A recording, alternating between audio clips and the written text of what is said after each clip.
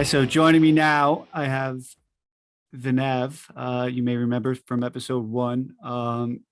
He's here to discuss with me the fatal fire that we saw this week in the Bronx on Sunday morning, where reports are now saying 17 people have died, including 8 children, all suffering from smoke inhalation.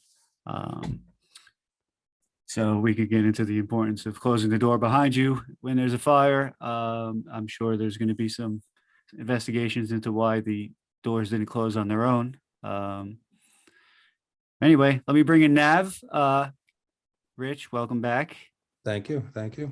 I'm very sorry about your Ravens. So am I. So am I.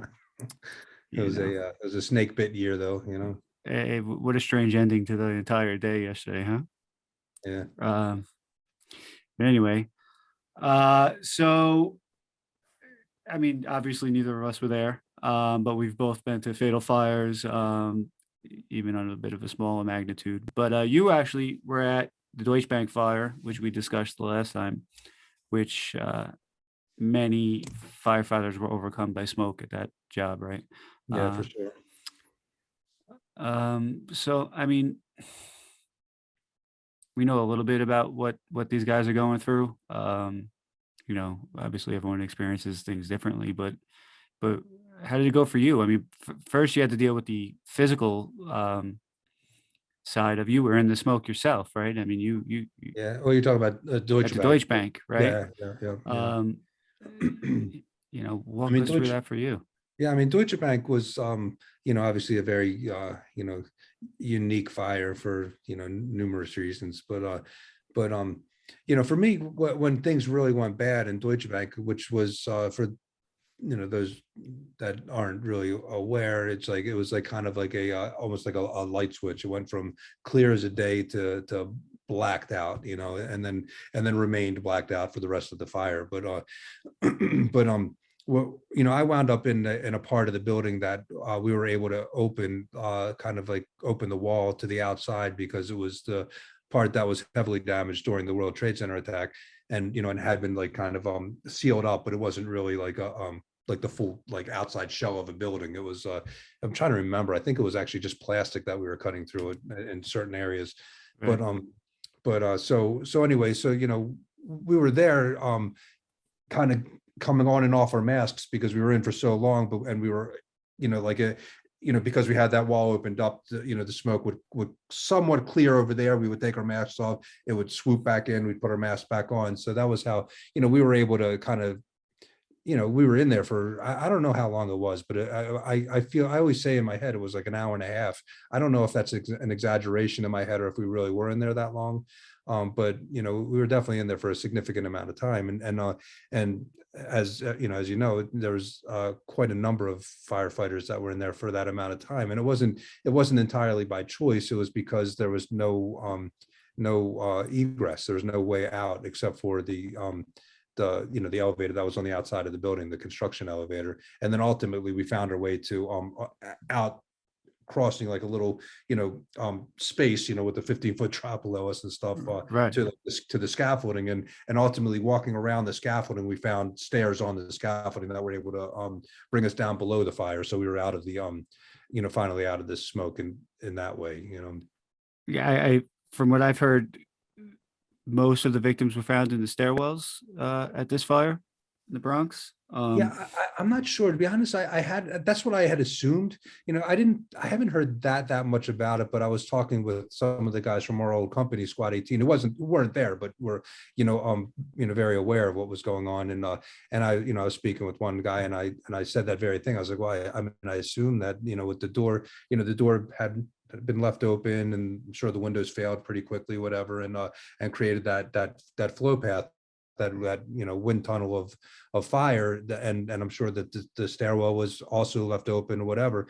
And so that's what was my assumption, when I heard of so many victims in a fireproof building, that it was that the stairwell had been filled with smoke and there were other people trying to make their way out. Right. But then I was then what something, and again, I'm no expert on this fire. I really don't know that much about it, but one thing I was led to understand was that there was also air shafts that, opening into all the apartments. So, an air shaft, for people that don't know, it's like it's a shaft, in the middle of the building, and that has windows on it. So it's for, like, they call it like a light or an air shaft, so, and it's just, an old feature of buildings.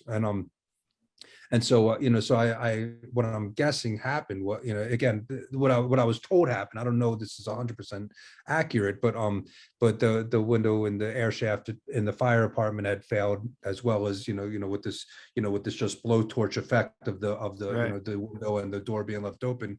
And so I'm just assuming that that created this, like, ball of fire that was also getting, just chugging through, again, all based on the window and the door being open, and creating this, like a bellows effect, like, Sure. on the fire itself. Because, again, I was told, and everything is secondhand that I'm saying here, but that the actual fire itself impinged upon the upper floors. So, like, went up the air shaft, failed the windows in those apartments, and then, got into other apartments. Now, again, take it all with a grain of salt, because, I do want to keep reiterating that I don't know. I'm not saying this with authority. I'm saying this is just what I heard. Right. So, Yeah, and I also saw the building had scissor stairs, which leads to its own set of problems, right? mhm, They're confusing when there's no smoke. sure. Yeah. So, As we know, they're, every, like, fourth or fifth time, they're mislabeled, and, so, right. you know, And those doors get left open, or they're hard to find. I've seen them sometimes. The other door will be around the corner or something. It's just, yeah, you never know. I don't know, man. So from what I heard, there were about 30 to 40 victims removed from the building itself, and there's many still in the hospital in critical condition. So we don't know what the totals are going to end up at, but either way, it's, as of now, the third deadliest fire we've had, I believe, in the last century or so. wow, Um, yeah, I it's didn't hard to realize that. imagine. Makes sense. Yeah, Yeah, I think, uh, since Happy Land, I think it's the yeah, most victims we've seen. I mean, obviously, we've had other events, 9/11, the plane crash in Queens, yeah, sure. had more victims, but as far as a building fire, it's just sad, especially when you know what we know, and how something so simple, uh, could have prevented it all from happening. Yeah. Um, Yeah, I mean, something else I read in the paper about that, which is also, it's kind of sad, ironic, and horrible all at the same time, is that the apparently in this building, the residents were saying that the fire alarms would go off, several times a week, so they were completely ignored. So right. people said that they would just turn up the volume on their TV or whatever. So, you know, That's something I've often found in projects or fireproof multiple dwellings, is people tend to ignore all those noises. At a certain point, they just become background, right? yeah, yeah, Because people pull the fire alarms, or they hit the bell in the elevator constantly. You're constantly hearing the elevator bells. Um, yeah, yeah. So, I mean, I don't know what much more, we could do besides hang posters up and try to educate people on closing the door. I know yeah, the FDNY puts out commercials every year, yeah, but really, I think that's one of those things that, until you've seen the effects it has, because you would think most people, like, think, oh, there's a fire, let's open all the windows. Like, that's the right. worst thing you could do. Yeah, You yeah, might as well just pour feeding it. gasoline on it. you Right. know.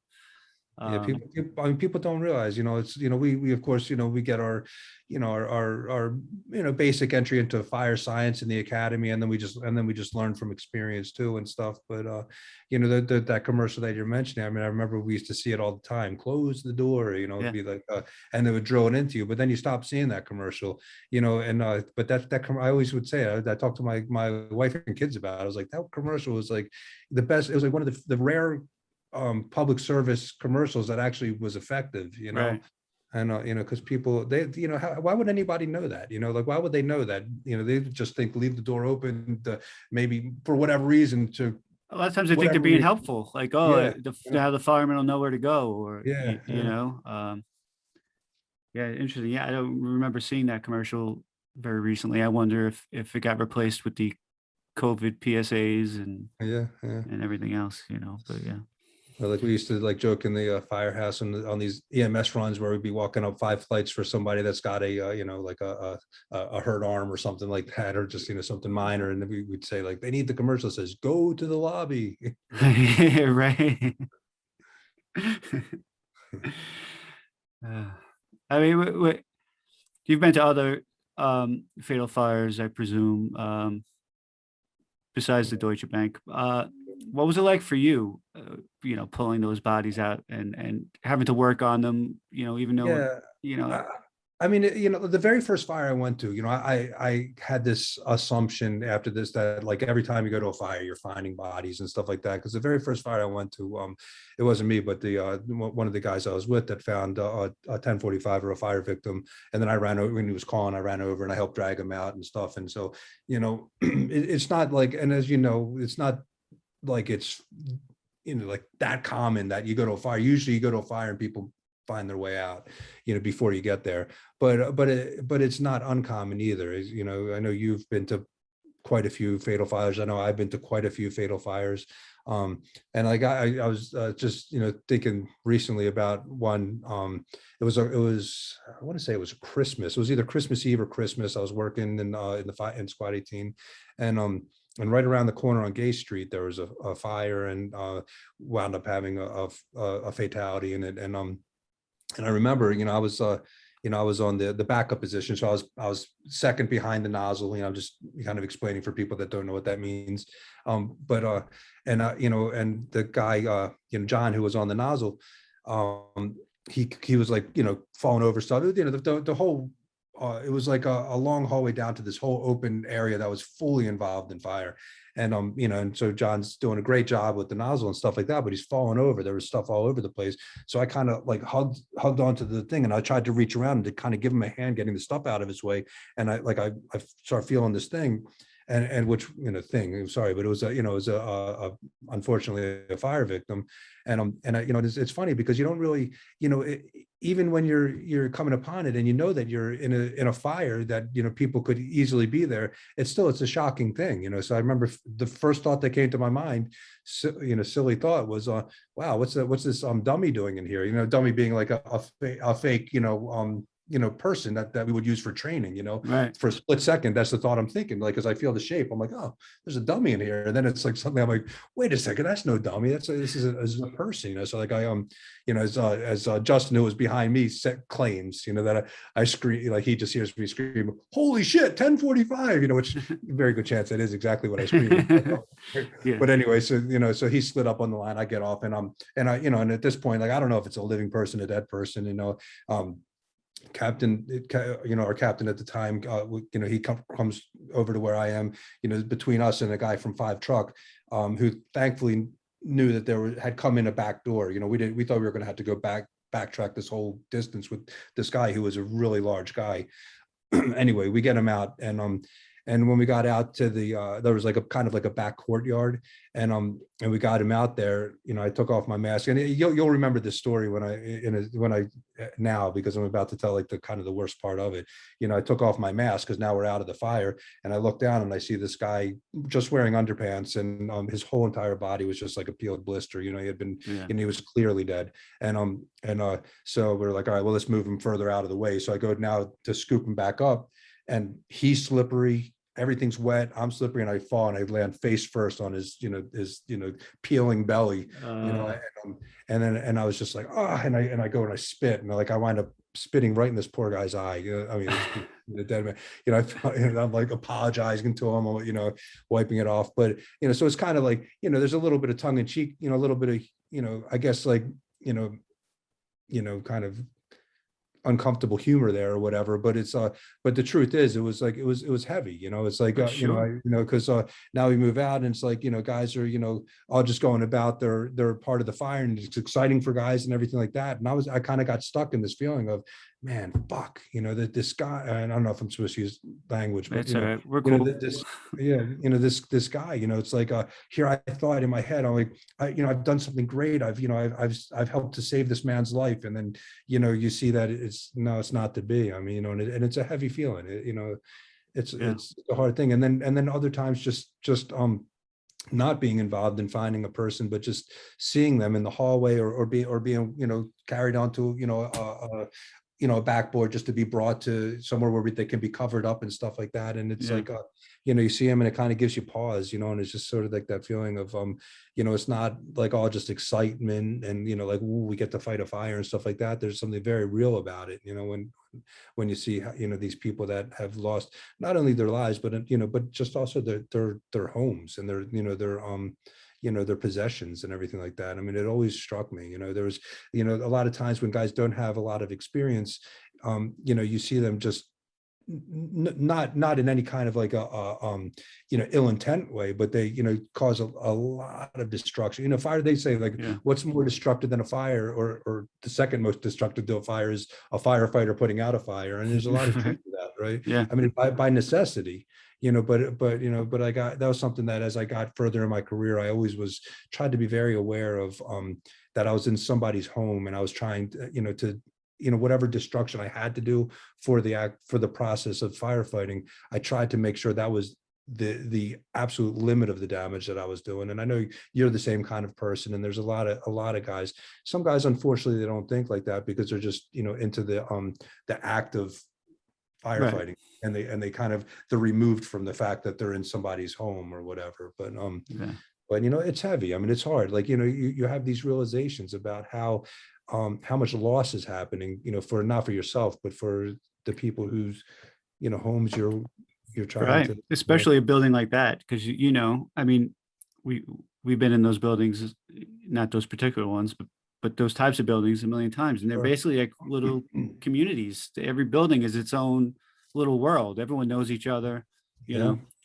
know, for better or worse sometimes, right? Yeah. But when something like that happens, it really does shake the entire community, and it traumatizes them because they know from, hearing that they were basically climbing over each other in the stairwells. When the firemen Yeah, got there, they were just man. piled up and lined up. So these people, the ones who survived, still experienced all that trauma of seeing all their neighbors dead on the Yeah. floor. Um, Without a doubt, and you think about how the things that a lot of these people are going to carry now in their head for their, the rest of their lives. It's oh it's yeah, a it's it's a it's hard thing. it doesn't go away, as you know. Um, Yeah. I, I still have. There are some victims. My first fire victim. Um, there wasn't much left. I remember we were trying to. I don't even know if it was a man or a woman. We were trying to pull him out from under a bed, and it was just that soupy, soup Yeah. and bones kind of. I mean, it was a fully involved room, and it just, not that they're ever pretty, but it wasn't very recognizable, But Yeah. I remember I had one car accident, and I was working at Rescue 5 in Staten Island, which it's always frightening to work where you live. Like, I never wanted to work where I lived because I didn't want to see, not that you ever want to see bad shit happen to anyone, but that when everyone, it's like it's a weird dynamic. And we Yeah. went it was like the middle of the night, car accident. Some guy drove up the on ramp or off the wrong way on an on ramp and hit a car head on. And the guy ended up being like a lawyer, and he was, like, of course, on Staten Island, his brother was a cop, but he looked exactly like a guy I worked with. You might know Danny Highland. Oh, yeah, yeah, Yeah. sure. So I worked with him in 108, and this guy had the same exact face, and I'm just staring at it. My job was I used the ram to push up the dash. So now I'm standing there basically watching this guy die, and he's just staring in Yeah, my face, and I that's could see tough. the left guy, and I can't get his face out of my mind now because he looks exactly like Yeah, a friend of mine, and I still see that guy's face sometimes, like, yeah, that's tough, man. you know, Yeah, that's seeing the life leak out of a person like yeah. that. I have a very distinct memory myself of something, not all that different. It was a person under a train, and it was, Mhm. in my early days in Squad 18, when, I mean, it's, we would go to people under trains far more frequently than the general person would think, but and it's always Yeah. always, I think, everybody's least favorite run. I mean, it's amazing how often people survive it, but it's, also clearly people don't survive it, a Especially around the lot. holidays, right? It seems like every day. Oh yeah. Oh man. I used to say every time we went to those runs, I said, man, if this is the last time we go to a man under, that's plenty for me. And but this was, excuse me, it was in one of my early days in Squad 18, and back when we used to, ridiculously, we'd be under the train, because the hardest part is getting the person out from under the train without having Sure. them fall all over the place, because you got to, Right. slide them out and then stand them. So we would put them on a backboard. And in the older days, like we would use like diamond lashing, use like this flat rope. It's called webbing, and we would lash them in diamonds, so that they'd be really like locked down onto a board, and truly, like, yeah, they would stay in place or whatever. But Right. it was just so much time was wasted doing that. But anyways, this was back in where that was our protocol back then. And I remember this guy, and he's like moaning, and he's, trying to talk, and he like he had a bad head injury or whatever. But I was like, all right, this guy's, where he's going to live, we got him, and we were pretty good at it. So we got him lashed on pretty quickly. But I remember I'm watching him, I'm getting like a brace on his neck, and stuff. And I watch his eyes just roll back into his head, like just like the whites go back, or whatever. I don't, whatever it was. But I just remember like looking at his eyes and just, everything changed, and it's like, in that moment that was like his moment. And Yeah, you could and see we it. got him up. Yeah, and we got him up, and then the paramedics took, they started, working on, checking for the spot and everything, and they declared him right away. They were like, no, he's DOA, he's dead. And I'm like, yeah, but like about a minute ago he wasn't, but Yeah. I don't know if you were that one. working. It was and this is kind of a hot button topic right now, is wasting EMS service for, people calling up for COVID tests and stuff that's Yeah, really not emergencies, and they're basically using up our ambulances. Uh, I don't know if you were working, but this was many years ago, right around when St. Vincent's was closing. Rich and I worked in the West Village, and we were right down the street from St. Vincent's Hospital, which had their own ambulance corps, and yeah. they were all My daughter, paramedics. my Half daughter of was them worked born. in our firehouse, and they were great. Right? I mean, it was nothing better than Yeah, pulling they, up and they, seeing they, it. they were they were the best paramedics probably Absolutely. in the So world, maybe, we were spoiled when it came to EMS, because we most of the time, no offense to the FDNY EMS, but uh, those guys were great, guys and They girls. were they were fantastic. So when they were closing, I think the city was still trying to figure out how to cover our area, right? Because I mean, the city didn't really have many ambulances Right, in our area right, because St. Vincent's covered it. right. They were part of the 911 system. So we got a call. It was not too far from us, right around I'm not gonna remember the street now, but right around the corner, one of those little triangles. And we're talking to this woman, nicer lady, upper middle age, not too old. And she doesn't feel well. You could tell like something's wrong, and she needs to go to the hospital. And Uncle Pete was the lieutenant, and he calls, he's like, can we get a rush on the ambulance here? She's, we could see her progressing. She's getting worse. Yeah, yeah, And it took forever. I think we ended up getting an ambulance from Brooklyn, and it was like 30 minutes. And in those 30 minutes, she went from having a normal conversation to the life just draining out of her. And by the time they got there, she was gone. And it's horrible feeling, like, but people don't understand, like, we can't transport a victim in a squad right, yeah, company. We don't even have room for us, you right. know? Yeah, and we don't, and we have the basic equipment too, Right, so it's like exactly. the We paramedics don't, to come, yeah.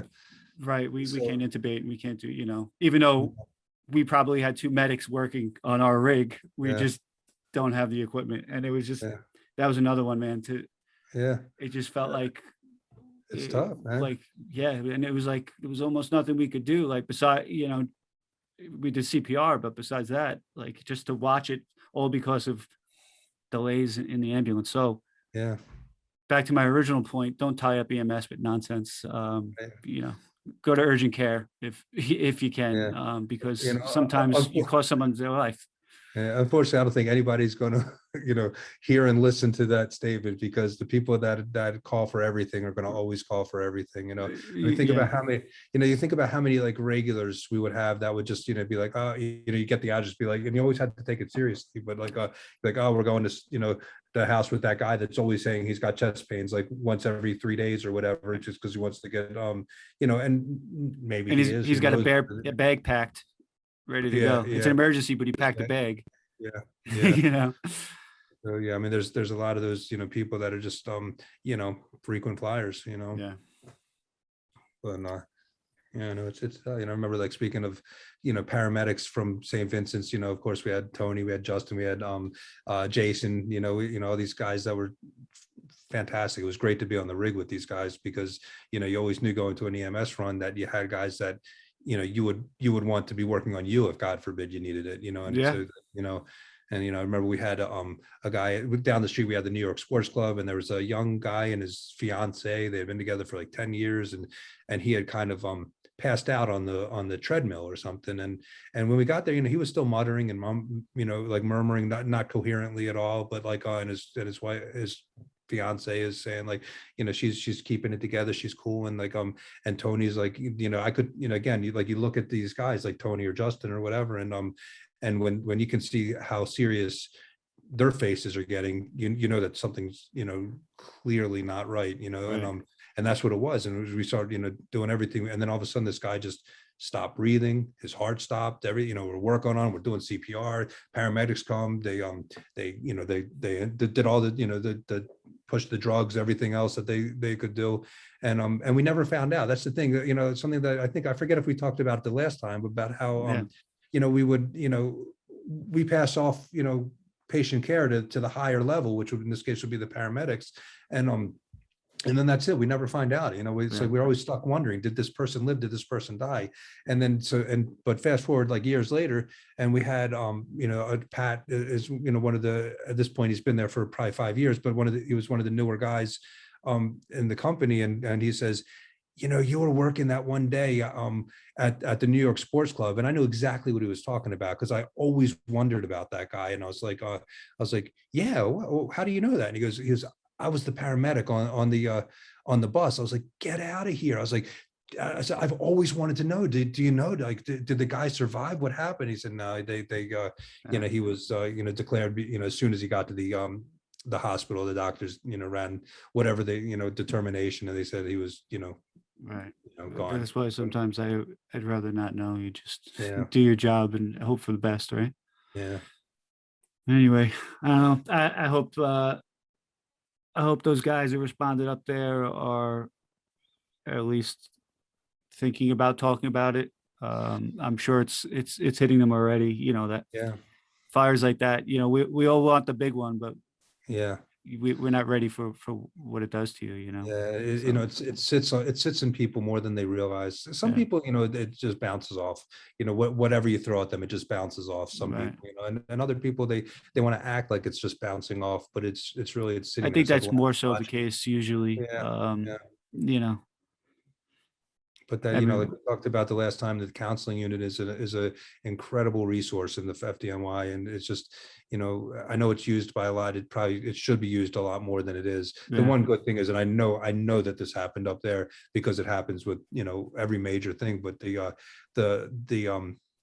representatives from the counseling unit will go to every single firehouse repeatedly, that was Mhm. involved, and that was a fifth Yeah. alarm. So that's a lot of firehouses. I can guarantee you that every single firehouse that responded to that fire is getting these guys from the counseling unit coming to talk, Sure. leave their information, say please, they won't force it upon you. They're very respectful, but they're always there, and they're always ready, and they're always willing.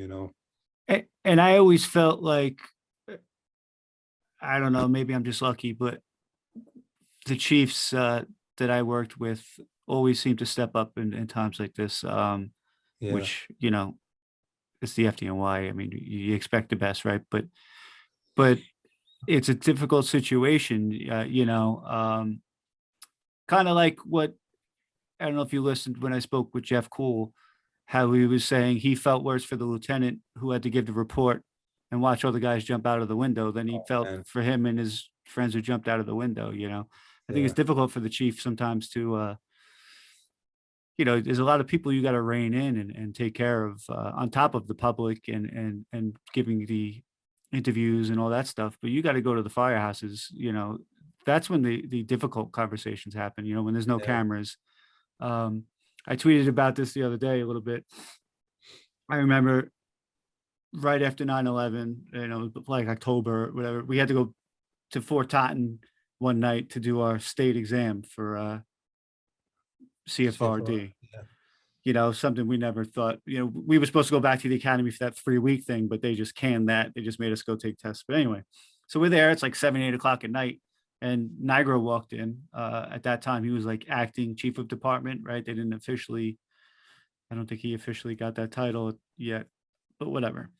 But he came in and I just, I can't remember exactly what he said, but it was just the essence of what he said. And it helped. I think it helped all of us. Like I think we just needed to hear it, yeah, because at a certain point, you look around, like, who the hell expected that? Yeah, on yeah, our first day and all the shit that we saw, and then to have to come back and do this nonsense. And he just gave us this great speech that really, it helped me. Um, and it taught me, like, that's leadership. He didn't have to drive to yeah, Fort Totten at 8 o'clock at yeah, night to talk to us. That wasn't his job.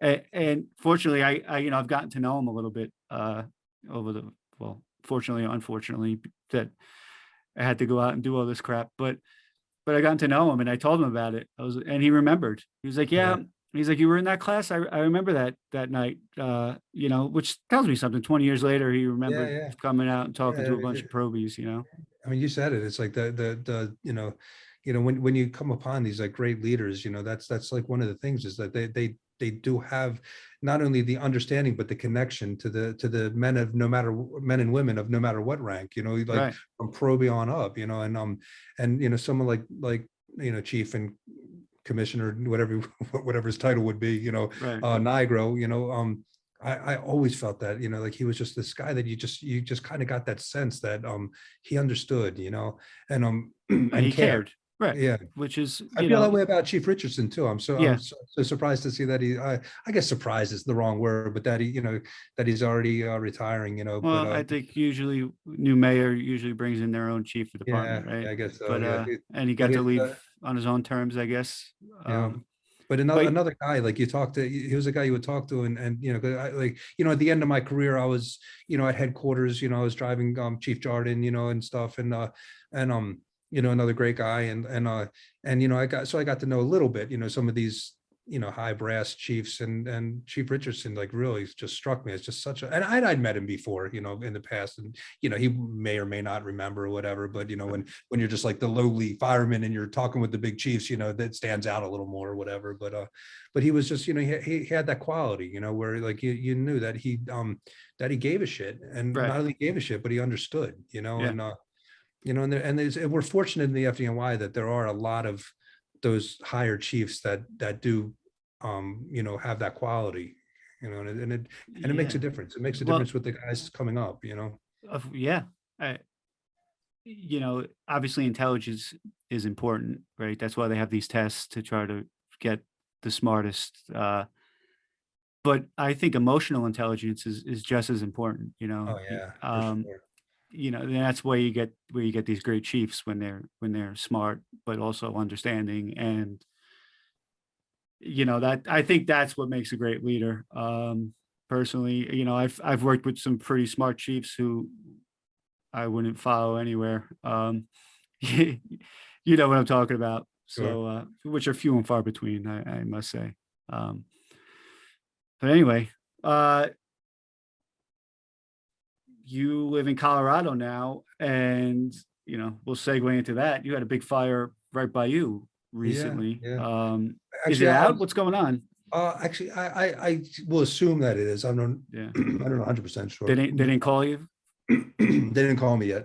I No. keep waiting. I've Uh, been sleeping with my phone on my ear, but actually, speaking of Colorado and being in Colorado, just that was one thing that just reading about that horrible fire in the Bronx and the horrible loss of life, talk about I mean, I'm retired. What am I going to do? I could be here, I could be there. But talk about, something to make you really feel far away from the place that you had such an attachment to for so long. Being for me, New York City.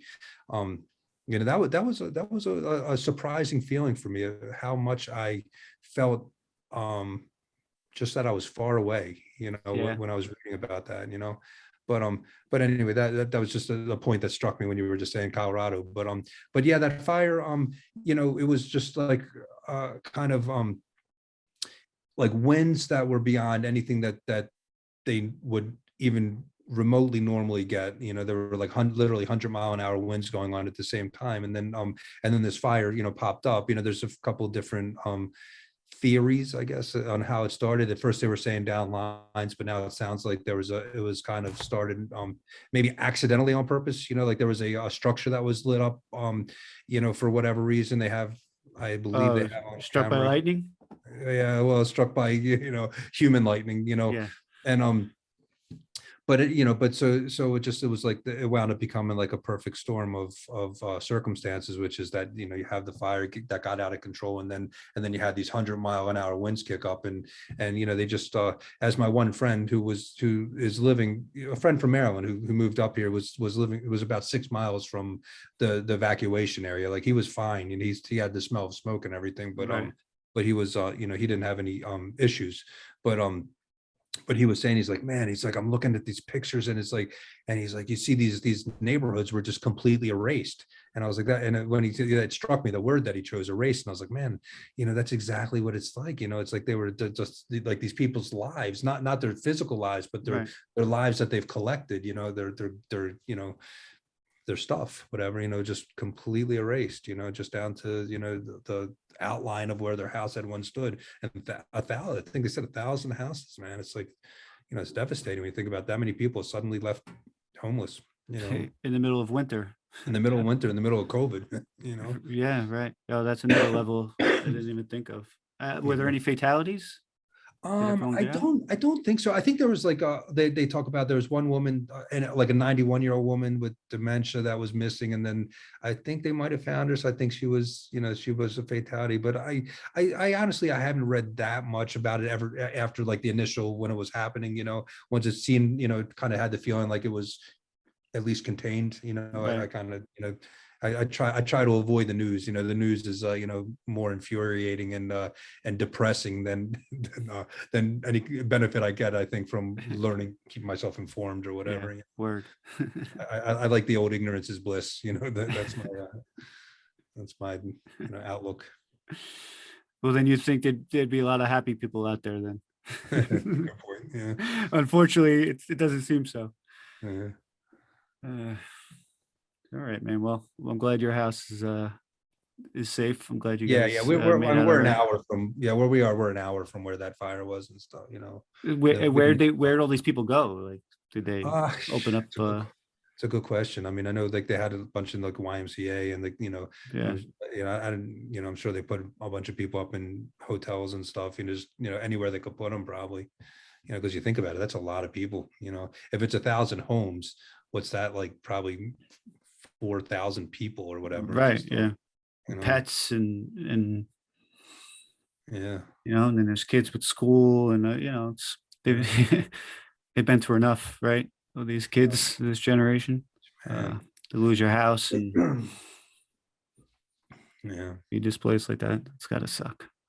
Which is another thing that we're seeing in the Bronx is that the whole building of people now, yeah, you know, they're a lot, out of a a lot, place to live for a while. So a lot of apartments. I think, I mean, I don't know how many were in there, but it had to have been, whatever. It's plenty.